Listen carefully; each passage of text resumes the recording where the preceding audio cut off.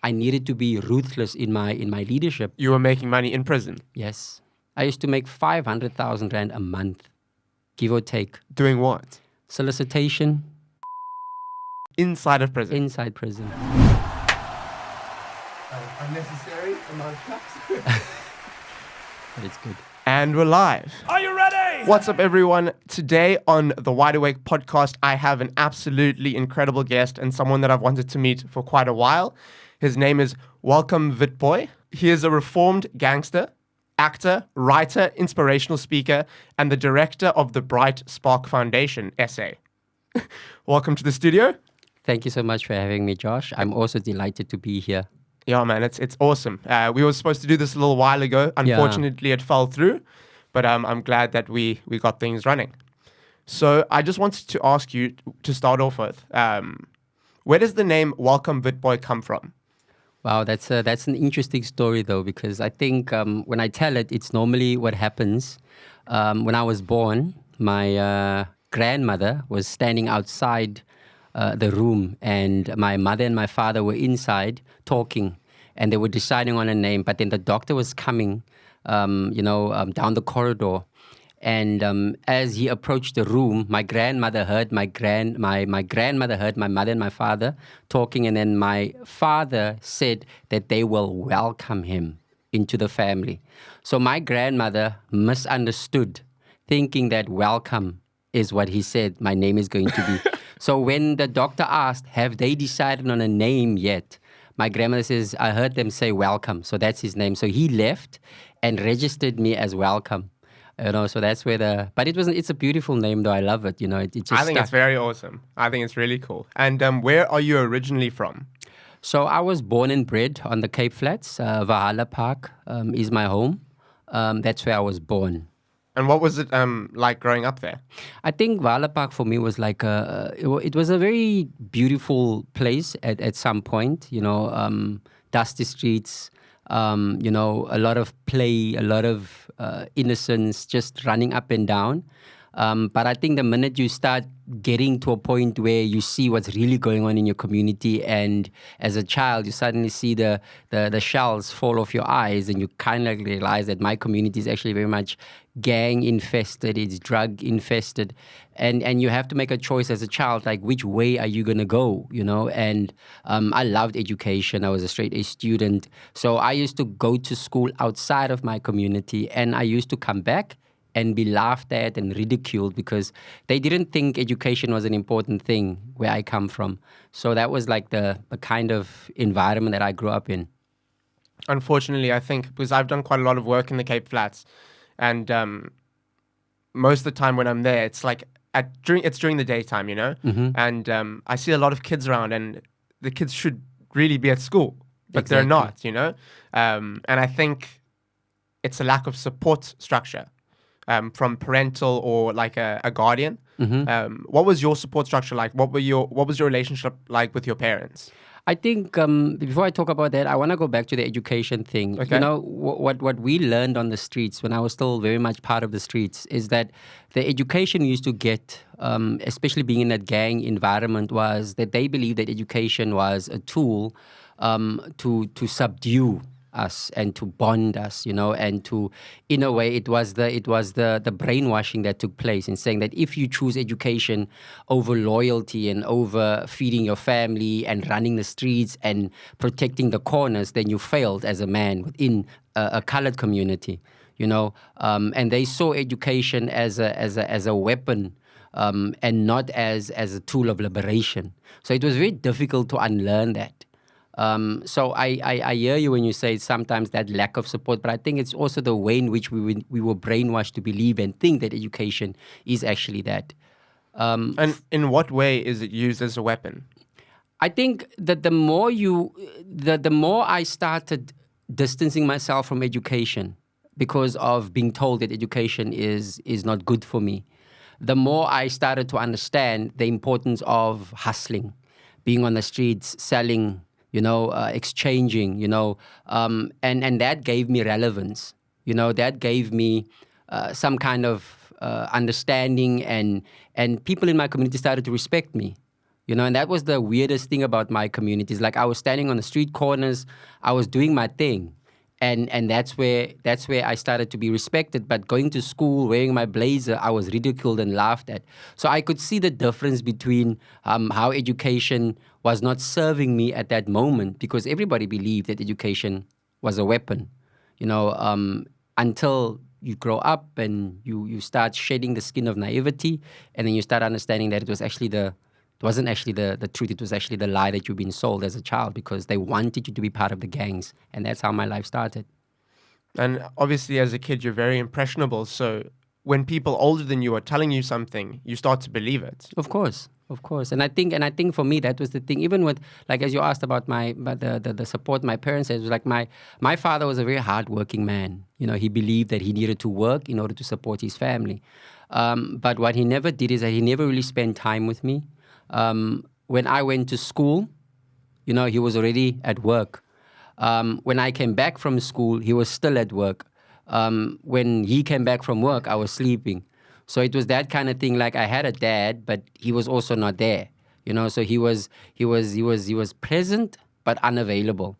And if he was available, he was not present. So that was the kind of the support that I had from my father, was that we never really had that bond. Hence today I still don't play soccer or watch rugby, because I never understood what it meant and how do you actually, what is this idea behind grown men kicking around a ball, So that was my understanding of it. And do you have any siblings?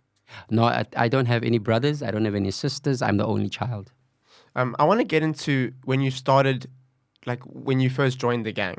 I mean, how old were you when you joined a gang? I remember I was 12 years old, when I joined the gangs, closely to becoming 12, because I think that for me it was a build-up to what I was starting to see in my community, and also being given the invitation. And I think that the thing that when we talk about the invitation is like the fact that you were recruited, There's always recruitment drives taking place for you to become part of the gang. And what I found quite interesting was the fact that the guy that recruited me knew about my family circumstances. He knew that my dad was absent. He knew that I didn't really have a good relationship with him. And I was quite impressionable, as you said.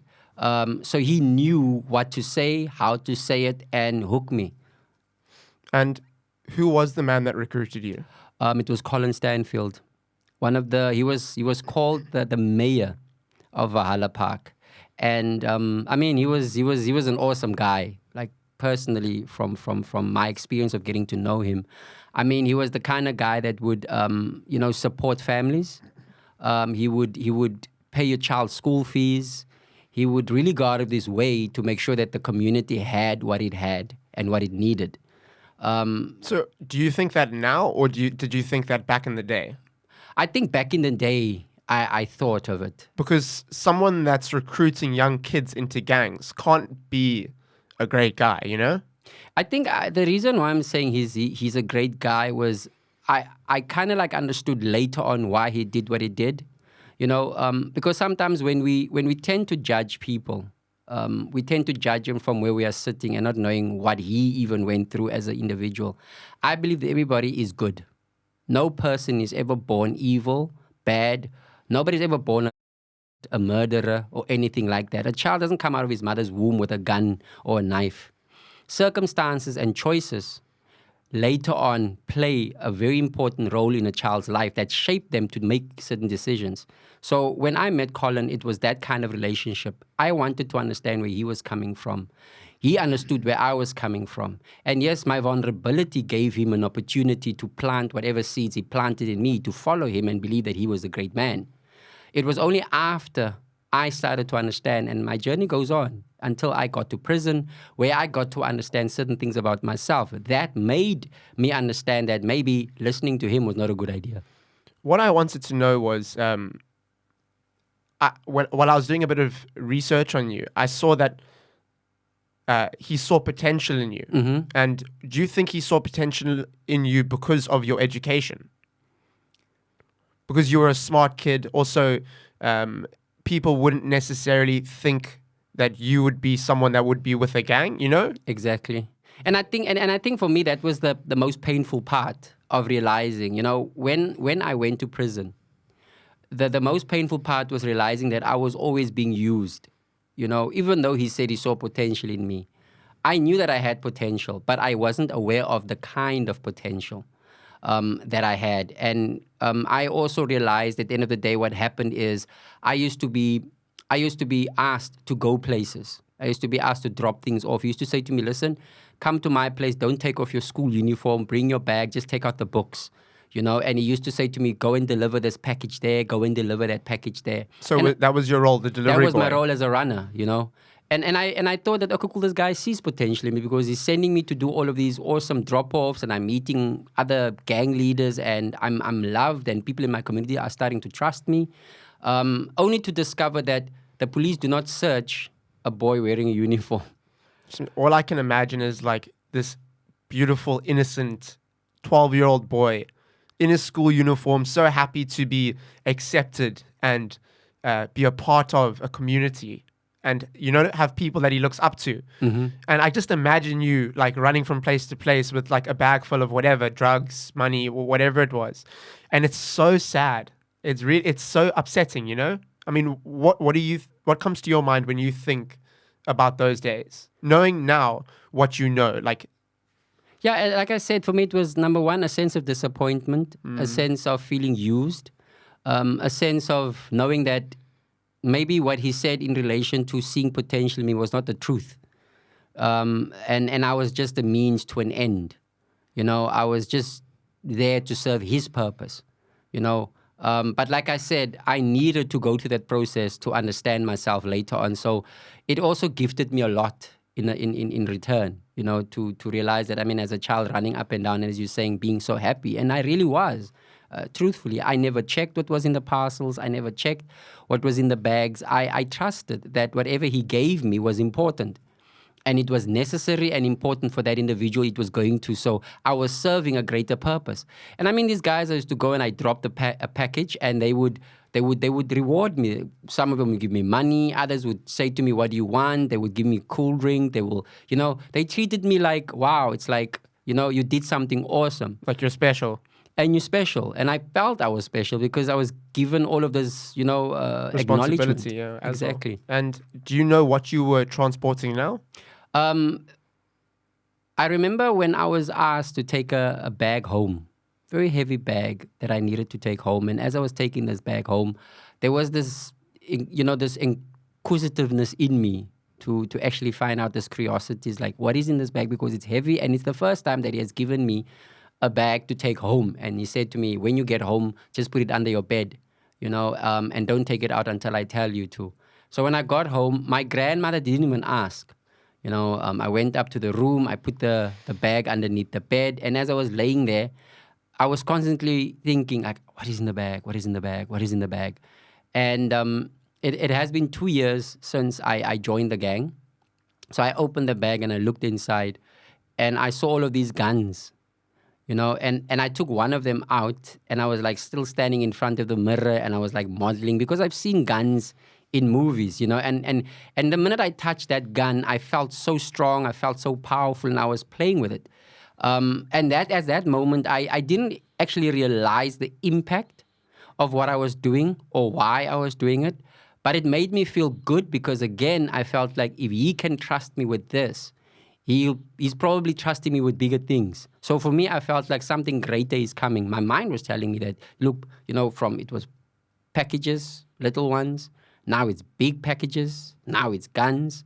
So I felt like, wow, I'm really getting there. You felt like you were moving up in the ranks. I felt like I was moving up in the ranks. And getting to that, when did you start moving up in the ranks? And like, what were the different stages? So you went from kind of like a runner to what?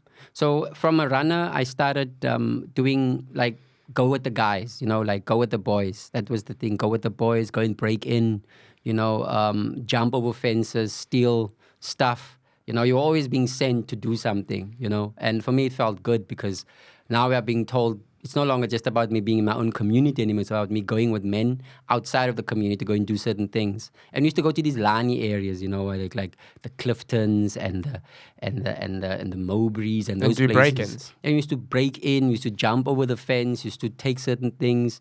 And we were very specifically told what to get. Like if they wanted a car, what kind of car? If they wanted something in the house, they would give us a detailed description of what they wanted. So it felt good because now the responsibility was growing, and I remember the device that they gave me, not a device, they gave me a knife. It was a sable, they gave me a sable. It was a completely stainless steel knife that they gave me. They said, this is yours, and it felt good because now I got something. Not knowing that as my time in this gang would progress at the age of 16, I would now be introduced to a firearm of my own. And that would be my next level. What were your goals at that time? Say, like when you were doing the break-ins, was your goal to be as higher ranked as possible? You just wanted to keep climbing the ranks? I think for me, it wasn't necessarily climbing any rank. For me, it was just, I wanted to know the depths of the organization. At that time, it was called the firm. I knew that it had many layers, it had many levels, because when I used to go to the Purple House, that's where we used to meet all the time. We used to go there, and what would happen is there would be cars coming, people would come and visit. It would be like spectacular. People would come with Mercedes-Benz, they would come with BMs, they would come with, Pajeros. There was like expensive cars. So it is like the high-level gangsters. Yeah, and we weren't allowed to go into that room. There was this inner circle that they met, and my mind was like, I wonder what's going on behind those doors. I wonder what they're talking about. I wonder what they're discussing, And for me, it was like, in my head, I was thinking to myself, one day I'll get there, So for now, let me just do what they want me to do. I mean, I started as a runner. Now I'm doing housebreaking, and now I've got a gun at the age of 16. So my responsibilities are getting more. So by the time, I was like thinking, maybe I'll get there. And you said they gave you a gun at the age of 16. At the age of 16. That was an initiation, right? That was my first initiation. I remember when they were sitting in a circle and they invited me in and they let me stand in the middle. And he stood up and he said to the men, now, guys, this is the boy I was telling you about. He's really becoming a man. He's stepping into his own. And today we want to acknowledge him. And we want to formally make him part of the gang. And I was like, but haven't I always been part of the gang? But this day was like, now you are part of us. So I do feel like at that point at 16, I was now stepping in. And I was now being allowed into the inner circle. And as he handed me this, it was a white towel. And as I opened it, I still remember there was a snub nose 38 special and 8 bullets. And he said to me, this is your license. This is your life. This is who you are. Don't ever lose this, because if you lose this, you lose your life. So, and that's how my journey then started. And would you mind telling me about the initiation that happened? Yeah. So in order to really claim your place and to claim your position within the gang and to actually make it, acceptable to everybody, you have to take a life. You have to kill someone. And the person that you have to kill is random. You can't say who you want to kill. As the person that's being initiated, you can't say, I know, I've got someone in mind that I want to kill. It doesn't work like that. They would just literally drive around, like drive, and they just will pick stop someone randomly. Like, maybe him, and then they'll say, no, doesn't look like, okay, maybe this one, So it'd be that kind of thing. They would joke about it. I mean, I was driving in the car, me being nervous as I am, and they just showed me how to load the gun, and they were saying to me, not this one, oh, this one, and then they stopped. Was that kind of their way of messing with you a little bit, I think they wanted me to, because they could see that I was nervous, and I won't lie, I was like, I have to step up to someone and shoot this person. So, and they just wanted me to become more at ease and not to think about it, and they kept on saying to me like, brah, when you step up to this person, all you do is just pull the trigger. You're not going to see anything, you're going to feel anything, just do it, So for me, it was that thing. And I remember we stopped at a train station. And so this lady was coming. And as she was stepping out of the platform, out of the train station, she was walking towards her car. And I stepped up to her because that was now the target. And as I went up to her, I took out my firearm and I pointed it at her. And I remember her saying to me, "You can have whatever I've got. Please don't shoot." But I saw her hand move to her stomach, and when her hand moved to her stomach, she said to me, "Please don't shoot. I'm pregnant." So when she said that for me, I felt like, just like it, if I'm going to shoot this woman, I'm killing two people, and I was like, there was a conundrum for me. It was like, I'm at that crossroads now. I know that if I go back to the car, if I run back to this car, I'm going to be in big trouble because this woman saw my face and these men are not just going to leave it. So for me, it was like, okay, let me improvise. And I just said to her, listen, where's your car? Get into your car. And that is where I said to her, get into your car, let's drive, follow that car. I felt like if I could bring these men the car, and I couldn't drive, but I wanted her to drive.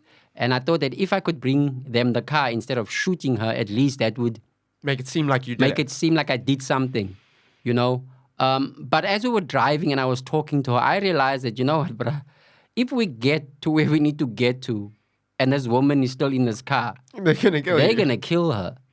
So I was like, bruh, when we got to Voortrekker, I remember that day like it was yesterday. We got to Voortrekker Road, and there was this busy Mr. Video that time on the corner.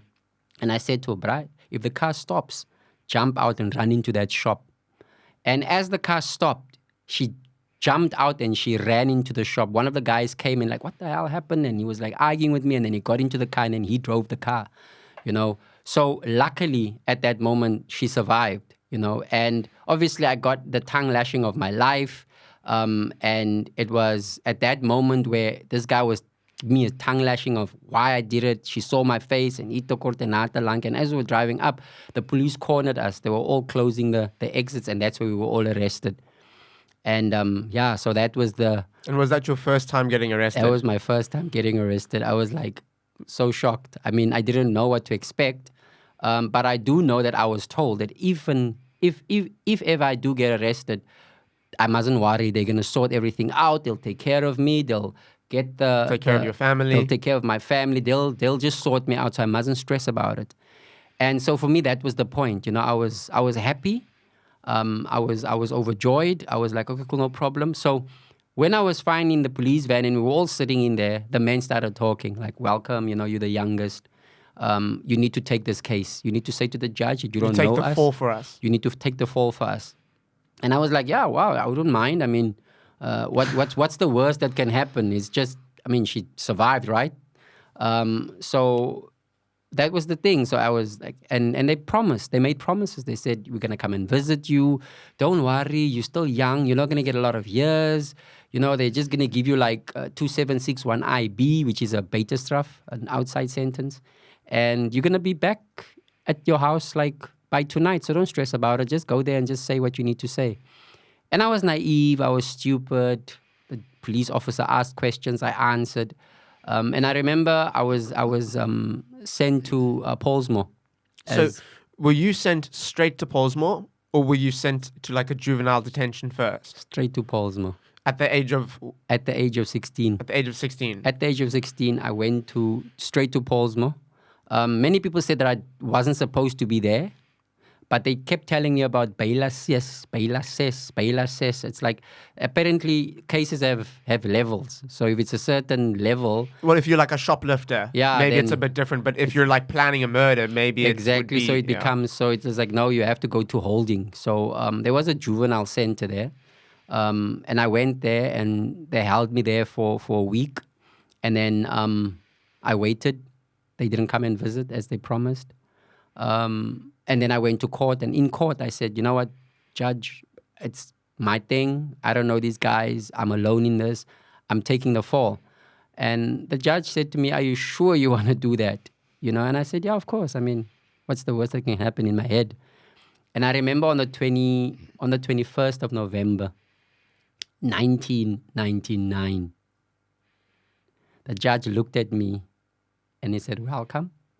I sentence you to 23 years in prison. I couldn't believe it. I'm like, you know what? It's like 23 years in prison. 23 years in prison.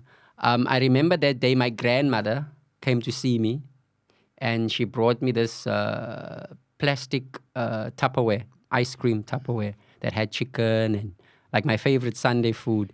And when she gave it to me and I went down to the hole, it was tasteless. It's like my senses just left. Everything just went. You're completely numb. I was completely numb because I was trying to understand the fact that I am 16 years old and I've just been sentenced to 23 years in prison. I remember being given my green overall and I was going back to prison and guys were laughing. Police officers, correctional officers were laughing, saying that by the time you get out of prison, welcome cars will be flying. You know, it was terrible realizing that my life was over. And what was it like when you first walked into Pollsmoor? I'm not going to lie, it was terrible. You know, it was like, it's something that I would not wish on my worst enemy. It's a place that I wouldn't want young boys or young men to go to because it's hell on earth. Keeping in mind that Pollsmoor prison is one of the most 5 deadliest prisons in the world. You know, and I stepped into that space. And as I stepped into that space, I remember this guy coming to me. I was pushed into the prison cell. I went in, this guy came up to me and he asked me, welcome. He didn't ask me welcome. He said, the police officer just pushed me and said, welcome, go in here. And I went in. And as I stood there, what happened was there's 2 of the prisoners came to me and asked me, who are you in prison? And I said, welcome. And when I said welcome, this guy slapped me so hard in my face. And then he asked me again, who are you in prison? I said, welcome. And then he slapped me again. And there was this guy standing next to me. And they asked him, who are you in prison? He said, Frans van Chonalanga. And nothing happened to him. And that means that you're a 28. Yeah, you are willing to become a 28. Frans, you know, means somebody doesn't know, but he is willing to learn to become a 28. And when he said Frans van Chonalanga, I decided, you know what? Let me say the same thing he's saying. So when they asked me again, who are you in prison? I said Frans van Chonalanga and nothing happened. And you had no idea what it meant? I had no idea what I was saying. I just thought like, thank God, no slaps.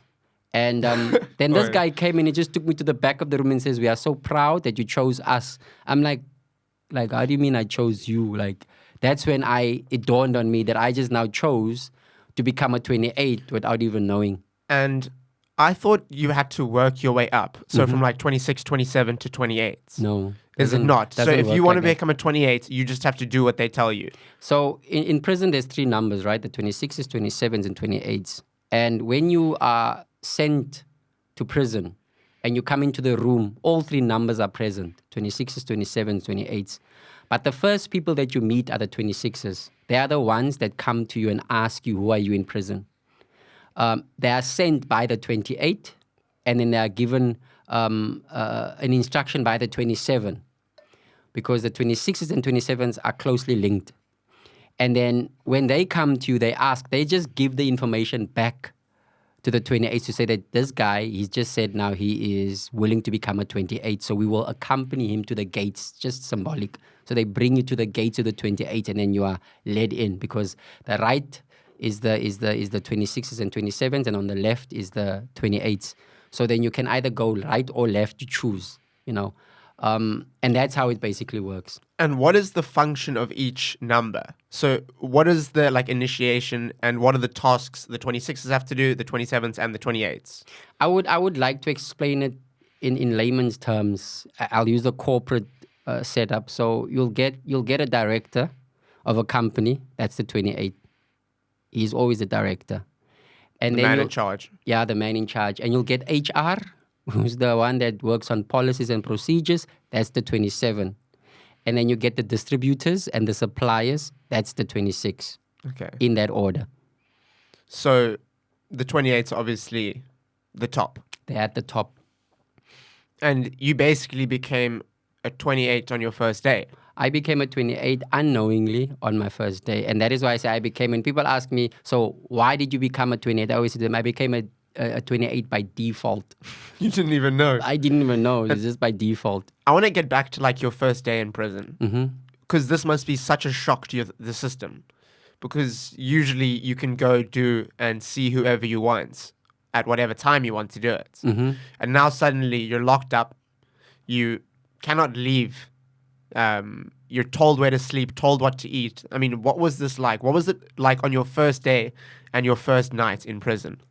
I think for me, my first night was the scariest because you are shown many things on your first night. It's called boorspellig.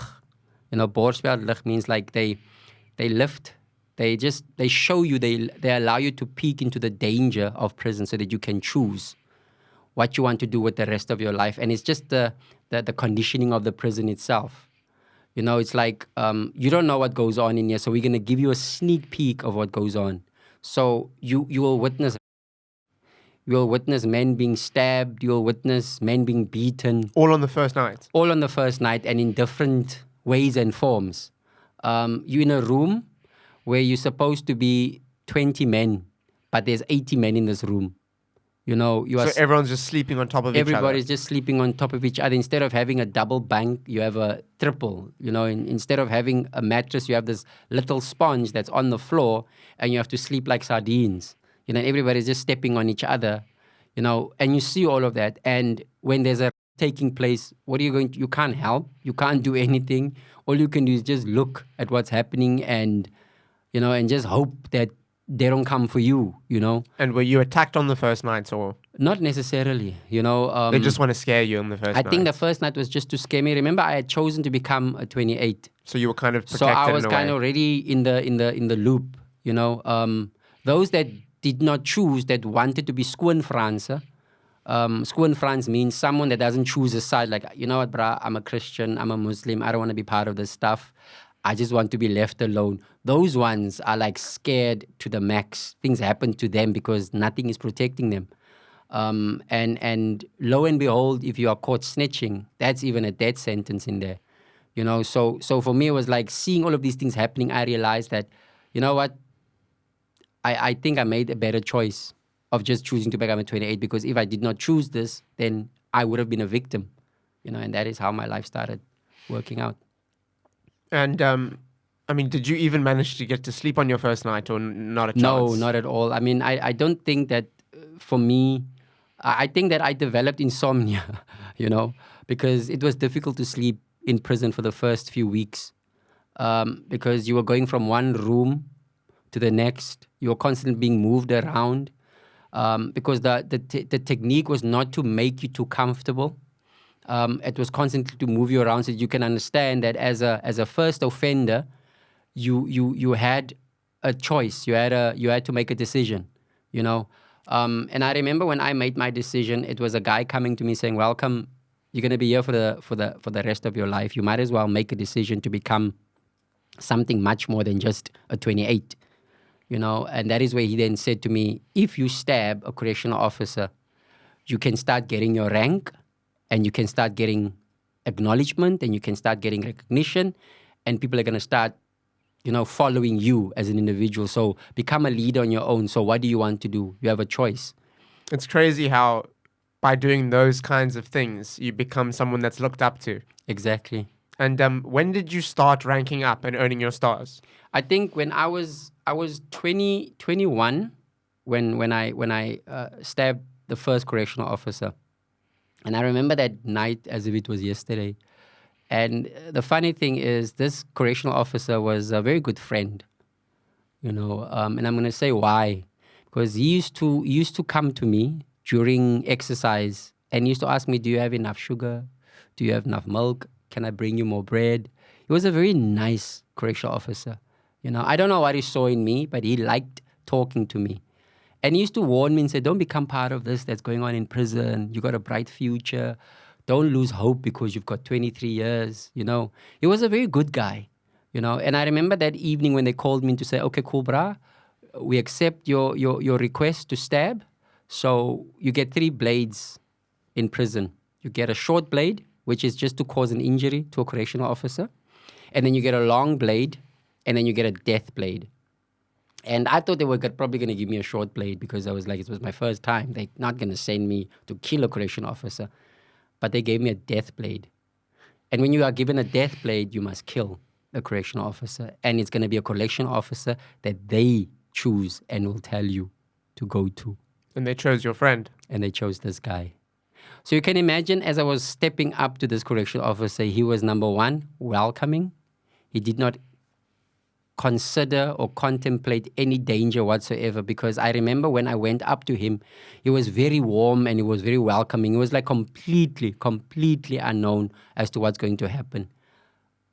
But let me explain the reason why I did it, because, and I think this doesn't justify what I did, but it does somehow give a listener or a person that's listening the understanding that in prison, Some context. in prison, when you are asked to kill someone, you are given a death blade. And accompanying you with that death blade is two other individuals. And they also both have knives, which is also death blades. And the ones for you and the ones for the officer. They are both for you. That's just the point. It's like, if you don't stab the correctional officer, you will get stabbed.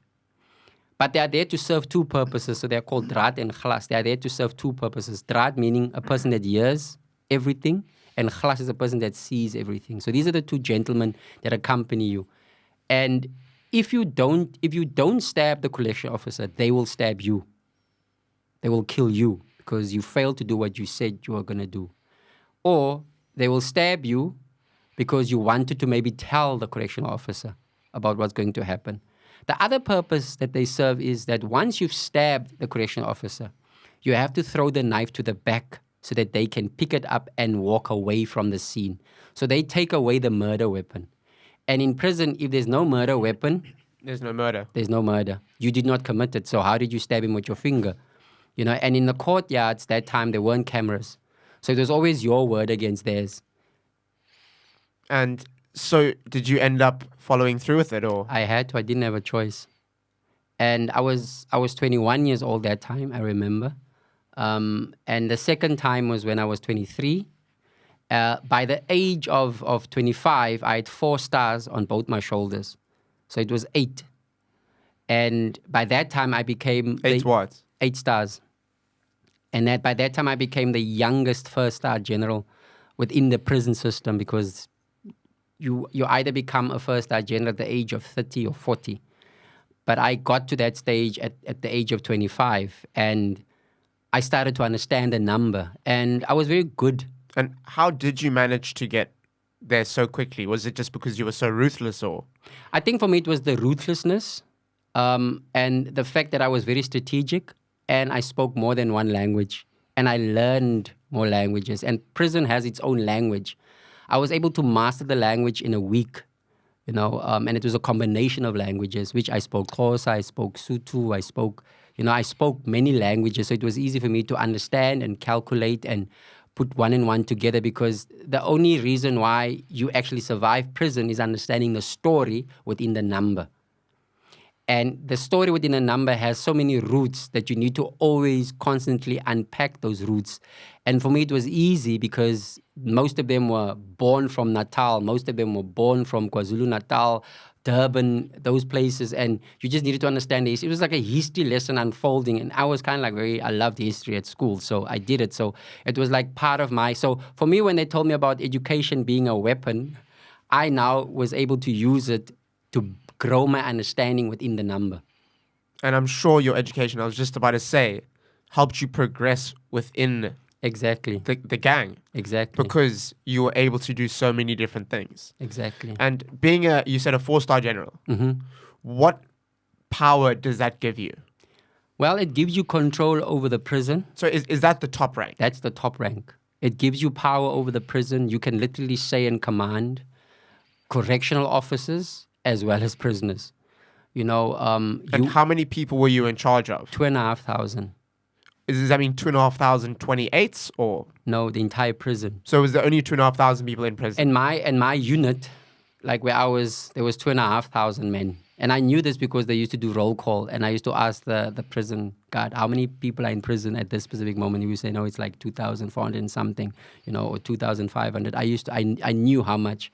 And being able to run the prison like a well-oiled machine, because the kitchen, the corridors, the orderly lines, the shops, all of those were my strings to pull. I needed to understand that in order to run this prison successfully and make the money that I was making, I needed to be ruthless in my leadership. You were making money in prison? Yes. I used to make 500,000 Rand a month. give or take. Doing what? Solicitation, prostitution. Inside of prison? Inside prison. And where does everyone get money from? So money was, at first you could have money, remember back in the days, and then there was this new legislation passed where money was no longer used, so it became a cashless society. When I talk about a cashless society, I'm talking about the fact that now we no longer had money in prison.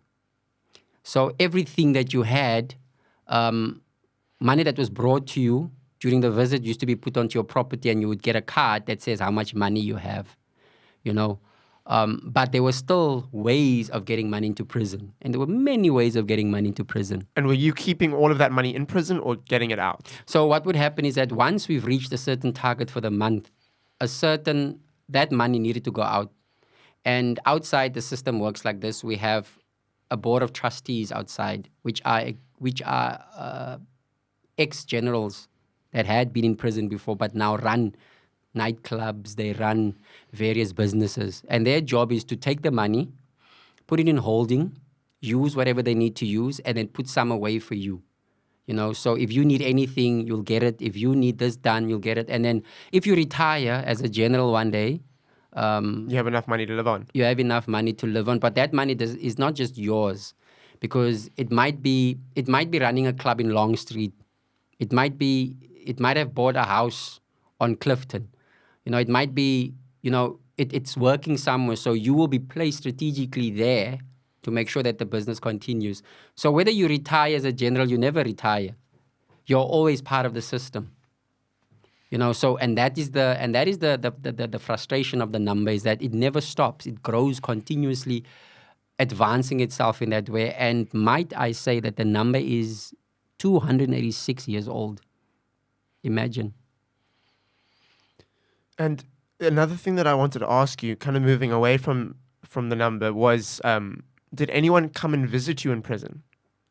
So the friends that promised to come, they never came. And that is something I always tell kids that feel like they need to join the gangs. Like, you know what? Once you're gone, you're gone. And they don't think about you. They don't come and visit you. They don't come and see you. None of that happened. The person that I never wanted to listen to, which was my grandmother, was the only person that came to visit me, which was quite ironic because, she used to say, don't do this, don't do that. And I was like, you say never mind, you don't tell me. And then she was the one that normally came and said, I'm here to see you every Saturdays, like clockwork at 9. My name used to be called, and I used to think it's one of these guys. But when I got there, it was my grandmother. My relationship with my parents just died. Did they never come visit you? Yeah, they practically disowned me.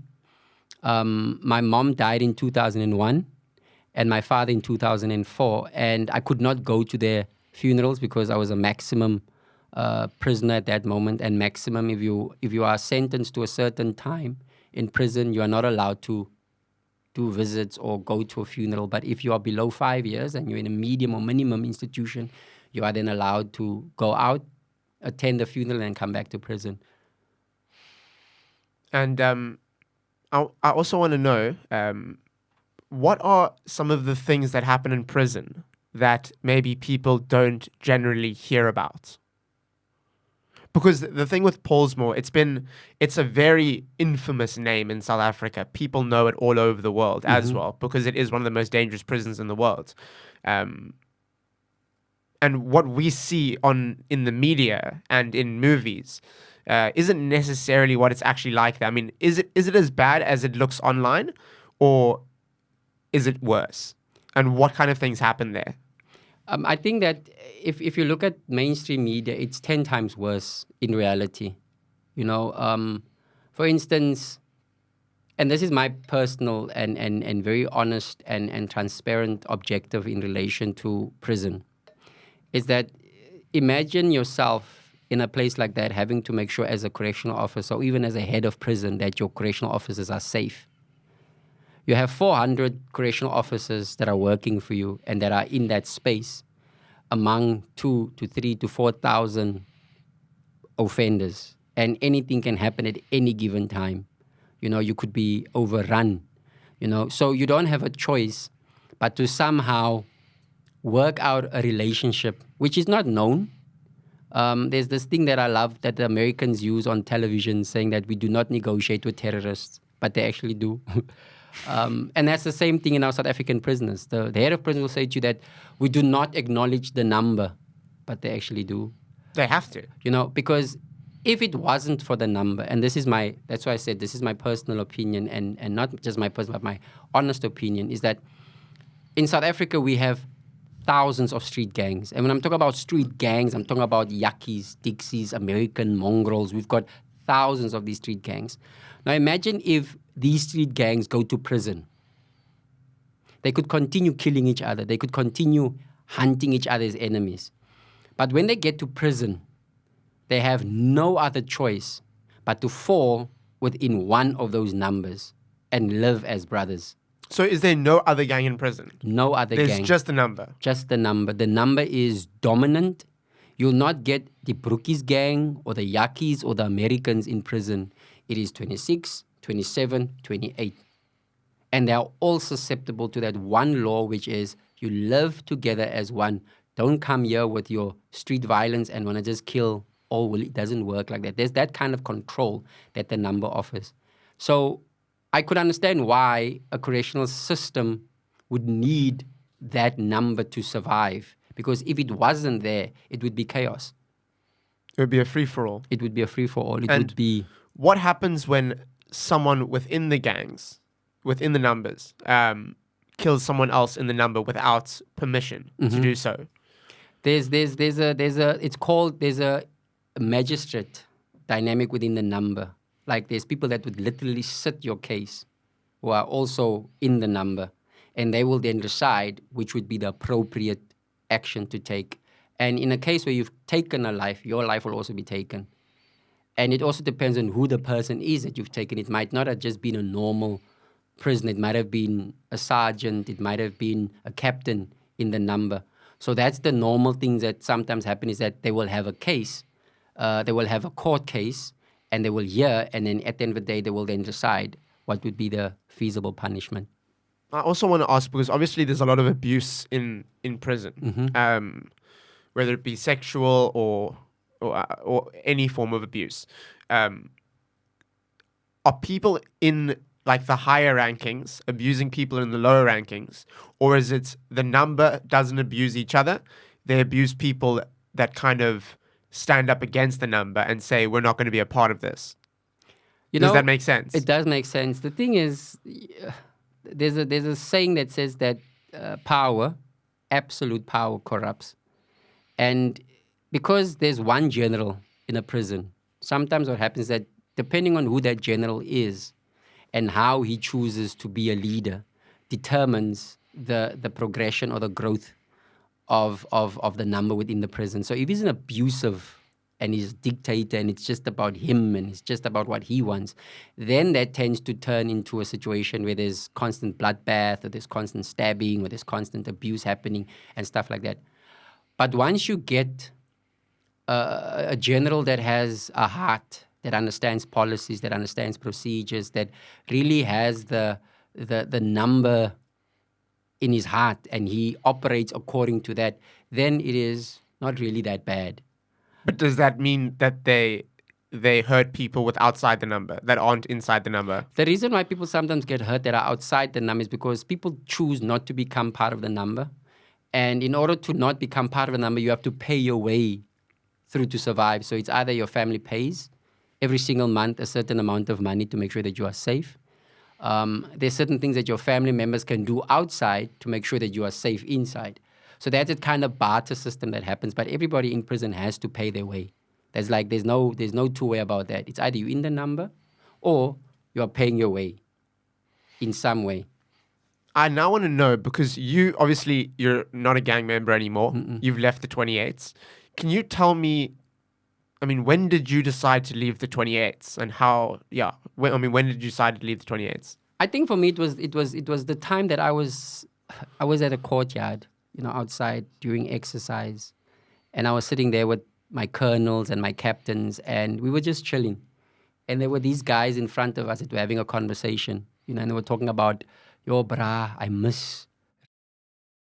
It was this. Then they tell you the story about how he went into this house and he saw this girl laying on the bed and she wasn't dressed, and he had his way with her and it was so nice, and they were laughing about it, and the other guy was adding on to it like, yo, brah, and how did you do it? And they started laughing. The other one was talking about how they're robbing people and how they would kill, and it was like nothing. It was like a big joke to It them. was a big joke to them. And I looked at them and I said to myself, if I were to be a father one day, how am I going to protect my daughter against men like this? I was like... And at the time, men like yourself. Yeah, men like myself. And I reasoned like that because I thought to myself that if I were to go out tomorrow, my daughter or my son would never be safe. Because if they can't get to me, they'll get to her or to him. And then that's how they're going to get through to me. So I would never really be a good father in a situation like that. And for me, it was like, I needed to change my life, not based on the fact that I wanted to change my life because it was a beautiful thing to do, but I needed to change because I knew that I could not affect the change that I wanted to affect if I were to still stay in this position that I was in. And there was also this joke I used to think about. I said, like, imagine if my daughter brings back a guy. I'm at home and I'm sitting there and my daughter comes with a guy and he walks like me, he talks like me, like a gangster. And he says, like, asaluti o laikala. And I was like, would I be able to judge my daughter for bringing back a guy that is a gangster? Because daughters normally bring back men that assimilate their fathers. And so for me, that really gave me a lot to think about. And that is why I decided that I can't do this anymore. And something that, because I asked people on Instagram what questions they wanted to ask you. And one of the questions that kept coming up was, I thought if you left the gang, you would get killed. You're not allowed to leave the gang at all. I mean, how did you manage to leave the 28s without being murdered? Which is kind of like interesting because, when you're a general, you have the authority to write law, to pass it and to bind it. So when you're in prison and you're a general, you can write a law. It's called an exit law. It's like the only way that a general can leave is through retirement, but he needs to state his case and judged by 4 of his peers, which are also generals. And then those 4 need to then decide whether they would agree to let you go as part of almost like a court hearing that takes place, So when I was serving and I was doing my thing, so in prison there's this person called the Book, and he's tattooed all over, That person holds the entire secret of the 28s or whatever happens in the prison. On his skin. Yeah, on his skin. And the only person that can read him is the general. Nobody else can read him but the general because it's the language of generals. So he would be the Book, and on him would be written whatever you have done in the past and what laws you've passed and what you've done. And so entire history is on him, like everywhere. His ears, his eyelids, every part that can be inked will be inked. And he is the Book. He's a very important person in prison. If we talk about people that are important, we talk about the fact that even more than the general is the Book. Because on the Book is written the entire history of everything that has happened. So what would happen is he would be invited into that sitting, and as they decide on what needs to happen to you based on the request that you've put in front, you enter into that circle of these 4 men completely naked, number one. And I read that the people that decide your fate are called the executioners. They are called the executioners. And the reason why they're called because that's their purpose. They are called to execute a duty. And because you're a general, you are a duty. Do you understand? Your name is authority, so therefore you are a duty. So when they come into that space as generals, it's only another general that can take out another general, So when they stand behind you, the 2 generals in front of you are the judges. They are listening to your case. They are listening to what your reasons are. And the 2 standing behind you are the ones that have the knives, and they are the ones that are going to stab you in your kidneys and twist it, and and you'll bleed and you'll die. And all of this is being recorded while this is happening, so that once you are dead, it will then be told into the entire prison. There will be a lockdown. Prison will some things will burn. And then someone else will be put in your place. And then for 8 days, they'll be mourning my death, write songs about me and poetry and Welcome was a great guy and blah, blah, blah. And all of these things will happen. And then 8 days later, they'll choose somebody else. That's just, imagine being remembered for 8 days. And why did they decide to let you go? So it's kind of like a very interesting story. And I remember when I was finishing stating my case as to why I want to retire. I said to them, guys, I really want to retire. I just want to live my life differently. I don't want to do this anymore. I'm just tired. Like I've been doing this for 7 years, you know. When I said that to them, they were like, okay, can you please give us an opportunity just to think about it? So step out of the circle. And as I was stepping out of the circle, the one general that was standing in front said to me, Welcome, do you remember 6 years ago? I could not read. I could not write. You taught me to read and write. So the thing for me was like, no matter how brutal or how violent I was as a general, the only thing that really saved my life was the fact that I taught this guy to read and write. And that is why I believe so strongly in the power of kindness. That one act of kindness saved my life. That's the reason why I'm sitting here today, is because of that one act of kindness. I taught someone that I didn't even remember that I taught, but he remembered. He said, because of you, I can read and I can write today. Thank you. And that guy actually gave me a pass. And because he gave me a pass, the rest gave me a pass. That's unbelievable, eh? And it just shows, once again, this seems to be a very recurring theme in your life, the power of education. Exactly. So once you were let out of the gang, what happened from there? I heard that you wanted to be transferred to another prison? Mm-hmm. Brandvlei, was it called? I was transferred to Brandvlei because they had an educational system there that they were implementing, which was called ABET, which was Adult Basic Education and Training.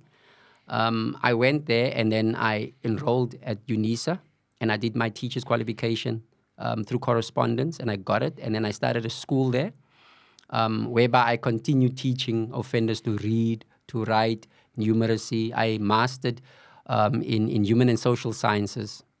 And so I started, developing ABET centers within prison. And then I was transferred to Goodwood and because of my good behavior. So when you go to Goodwood, it's like you're going to get closer to home. So they didn't send me to Pollsmoor. They sent me to Goodwood.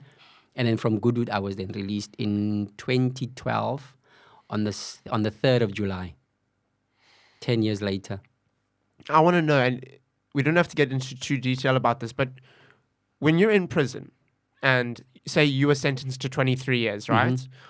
And you commit another crime in prison, say like attacking a warden or one of the other inmates, mm-hmm. Why does your sentence get extended? Yes, it does. If you are found guilty, because and you were never found guilty. Because as I said, it is their knife. You can't prove it. And there was never a knife. And there was never a knife. Okay. And if there were to have been a knife, then these two guys that were supposed to do it would be killed, because then they messed up. Then they didn't do their job properly. Exactly. So they would basically get killed. So what year were you released from prison? On the 3rd of July, 2012. And how many years in total did you serve? I served 14 years in total. And I mean, what was that like when you walked out the gates? Because when you went in, you were literally a boy. Exactly. And now you were a man. Exactly. I mean, what was that like? So I left the world big, like it was big. Everything was there majestic, flying cars anywhere? No, none. I left the world and everything was big because I was small. When I came out, everything was small now because I was big, So everything felt so surreal, that fear kind of like also settled in as to what are you going to do now with the rest of your life? You're outside, how are you going to piece everything together? I remember when I got home, I got visited the night by guys from the neighborhood, like, oh, the guy's out, and they were all generaling and saluting. And back with the boys. And they came there with cars, they came there with drugs, and we're like, this is yours, we kept it for you. I said, Baba, take your stuff and leave. I don't want anything from you. I now have learned what it was like to have been used at my age, and now that I'm coming out, wanting to start my life, you're coming here with your gifts, and clothing in sheep's clothing, as if you're selling wolves in sheep's clothing. Yeah, wolves in sheep's clothing, coming here to sell me a pipe dream again. And if I take this money because you know that I'm struggling. You can see I don't have any money. Now you're coming to give me money. You're coming to give me drugs. I said, no, it's cool. I'll go the long route. I'll get the disappointments, because I remember when I used to go for job interviews, and they used to say to me, we can see on your CV there's a 14-year gap. Where were you? I was at a university. You're on a sabbatical. I was like studying like for 14 years. Okay, cool. Where? I was like at Pollsmoor. And they would say, okay, cool, don't call us, we'll call you. Yeah. And that's it. And Bye. Bye-bye. And that was the constant. See you never. Yeah, I remember I was going for this interview where I was like dressed in a suit and I covered all my tattoos and I felt like I was going to get the job. And everything was so perfect. I was, the girl even came there, the woman, she gave me coffee. She made me sit down. She's like, wow, guy, it's like, you look so cute, you look so handsome. And it was nice. She spoke to me so beautifully. I felt so special. When I went into the interview and they interviewed me, I'm going to be completely honest in the interview. I'm not going to lie to them. I said, you know what, guys, I've been in prison for 14 years. Everything just changed. Lady came, she took the cup. She was like, come, let us show you out. It's like immediately, like just took the cup. Just and took you straight out. Then showed me out. And I knew the power of stigmatization, of discrimination, especially coming out of prison and not being able to get the opportunities. But I had to work hard at that, And, when did you start your foundation? I think that I started the foundation when I realized that a lot of kids were interested in my story. A lot of kids also admired me for all the wrong reasons. And I felt like if I can start a foundation to change the story, because the bling, rings and chains attract them. And in the process, I start having a conversation with them because I can understand their minds. They're young, they're impressionable, they're naive, they're stupid. So I can start telling my story in a way for them to understand. So it's just like hooking them in. And they also see someone that looks like a gangster. Exactly. But has the mind of someone who is reformed. Exactly. It was like a friend of mine used to make a joke and says, you like a pimp, but you're also a preacher. And I used to laugh at that. And so for me, it was like that kind of like the kids see the gangster, but the minute they engage with me, they see a healer. And it's no longer a dope dealer, but they see a hope dealer. And that's the kind of thing that I love. I'm not a dope dealer, I'm a hope dealer. And that's what the kids interact with. And so Bright Spark was born from that, whereby we work with young boys and girls caught in gangs. We also help them out of the gangs. We also, as an organization, do peace conversations and negotiations with gangs. People sometimes say to us, but gangs should not exist. Why do we still negotiate with them? I sometimes say to people, like, when you are robbed in the street, that's not a gangster that robbed you, that's a tsotsi. There's a difference between a gangster and a tsotsi and a skoli. A skoli will rob you because he's going to take the money and he's going to go buy himself something that he wants to just, drugs and stuff like that. Gangsters are sophisticated thinkers. They strategize, they plan. I think the people at the top are sophisticated and strategized and plan. Or are you talking about all gangsters? I think if you look at it, I don't know the disclaimer on the show, but I think politicians are gangsters. But anyway, my thing is like anybody that can survive within a criminal network and follow the law. And follow the law while doing it, those are gangsters. And they have some sort of sophistication. They have a lot of sophistication. I always say to people that do not think that because people are in prison that they are stupid. As I said, if the number is 286 years old, imagine sophistication in running that kind of process for so many years, keeping it in sync with our times. Even every single day it develops. Our young people still want to become gangsters. Our young kids still get hooked onto this, although we've been talking to them about not.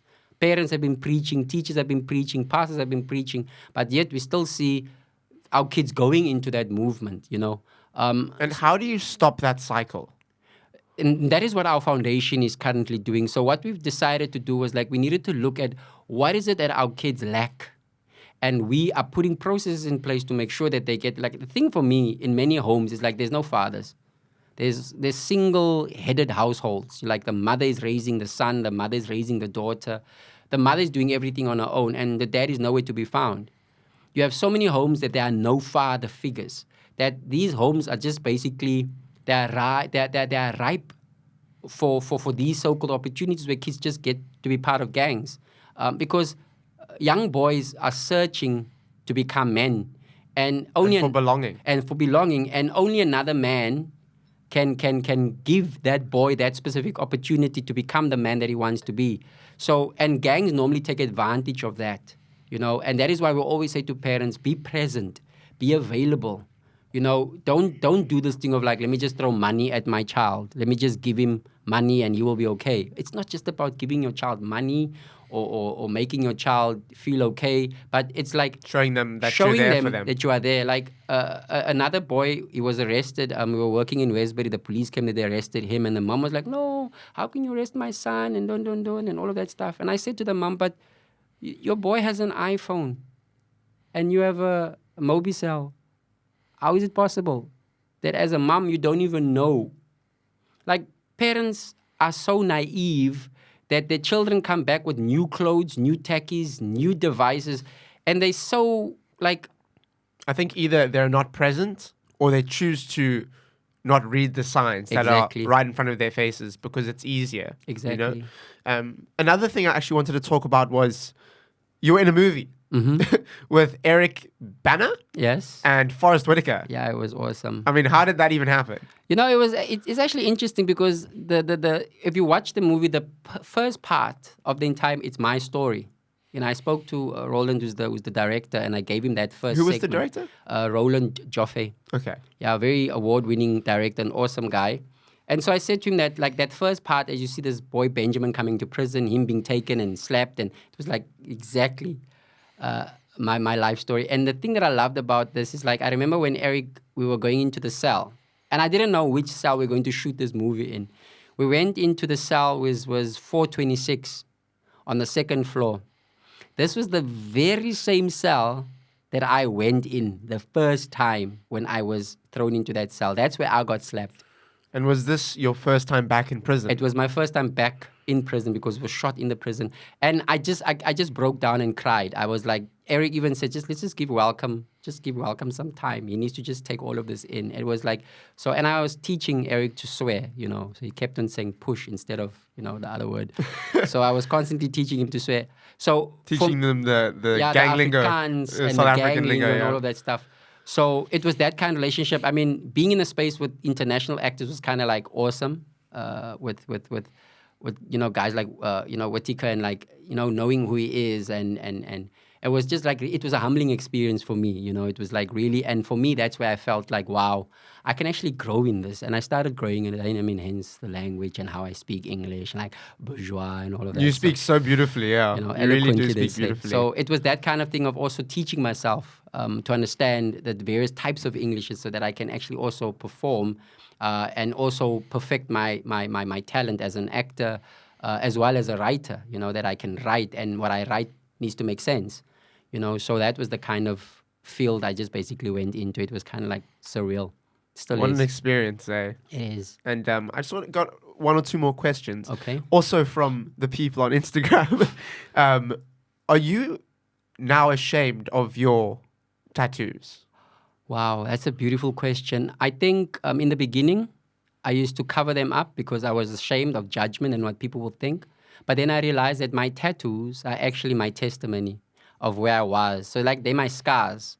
And they remind me every single day, especially the scars, the tattoos on my hand. Whenever I'm thinking of doing anything that's not right, you see the tattoo. I see the tattoos and I'm reminded to just pull back and say, I'm a man of integrity. I'm not going to do this. Because a man of integrity is a man that would do something that is right even though nobody's looking. And another thing I wanted to know was, how do you feel about... because obviously through that time, there must have been a lot of people that hurt you and you hurt a lot of people as well. Did you have like an immense sense of remorse when you left and kind of started a new life?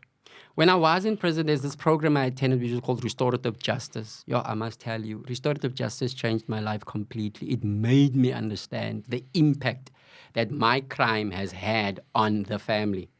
Sometimes you think like when you go to somebody and take their phone, it's like, it's just a phone. They'll just buy another one.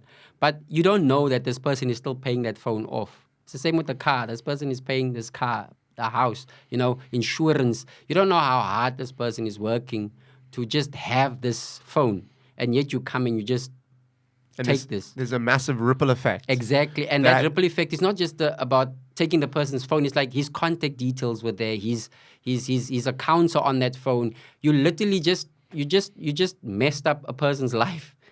And it will take him weeks or months to recover from that.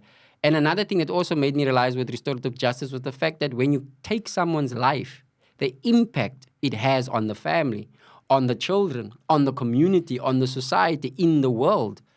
And just removing that person because you thought that right today I'm going to be a remover of souls. In fact, you've just hurt a mother who loved a husband, or you've just taken a son, you've just taken a daughter, you've done this, and it has an impact because when you take a person's life, you just don't take their life. You also take the entire family's life. Because that person was loved by someone. That person was admired. That person was someone's friend, boyfriend, sister. So that person is going to be missed. And so restorative justice taught me that. And that is how I started to understand that if I operate from a place of love, constantly thinking about my actions before doing.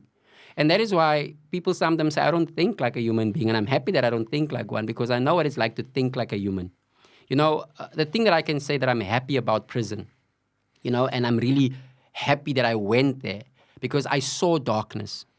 I saw death face to face. I realized and I lived it every single day. And it made me realize the importance of appreciating life and not wanting to take it because I know how precious it is. And I think that sometimes when you're in that dark place, you come to a point in your life where you realize that you have so much to be grateful for. You have so much to be thankful for. But you take these things, you take them for granted. The fact that you can wake up in your house, walk to the fridge, take out something to eat, walking into the kitchen and just the fact that another man cannot do that, another woman cannot do that. There's 286,000 men in prison, almost 8,000 women in prison. And they don't have that freedom. Yes, some of them did it because they needed to feed their families. Others are doing it because they think it's part of who they are. But just the fact that we as normal people that are now currently living out there and doing the things that we do, we sometimes do not take life. We don't appreciate it. We take it so for granted. 100%. And during lockdown, I did an interview with a mother who was involved she was caught in the crossfire, her and her 3-year-old son. And everyone else moves on. Mm-hmm. And she has now been left with this boy that is completely brain dead because he was shot in the head. And for all these years, their life has been changed. There's this massive ripple effect that I think is lost on a lot of people in the moment, because you do something and then you don't see the ripple. It goes out of sight and you carry on. So I think, what you're doing with your foundation is so important by stopping the ripple because no one's throwing the rock. Exactly. You're taking the rock out of the hand, so there's no ripple. Exactly. And last question I want to ask is, what advice would you give to your younger self? I think that the advice to my younger self would be, if only I'd made a better decision, better choices. If only I had if only I'd felt more worthy of myself, because I think I wasn't worthy. I didn't feel worthy. I felt I needed to belong instead of belonging to myself first. I wanted other people to accept me instead of me accepting myself. I think for me, that's the advice I would like to give my younger self, is that you should have just believed in yourself, been more worthy of you instead of worrying about what other people think. And I think that's what most young people do these days. They're more worried about other people, and that's the advice I would give to myself. And another thing I would say to myself is, my younger self, is that stop trying to impress people that don't care about you. We go out there, we buy such a lot of stuff because we want to impress people that don't even care about us. So for me, that's the kind of thing I say, stop doing things for other people, start doing things for yourself. That's what I want to say. And if only there was someone like you that could have intervened in your life when you were a kid. Exactly. But welcome. Thank you so much for coming on this podcast.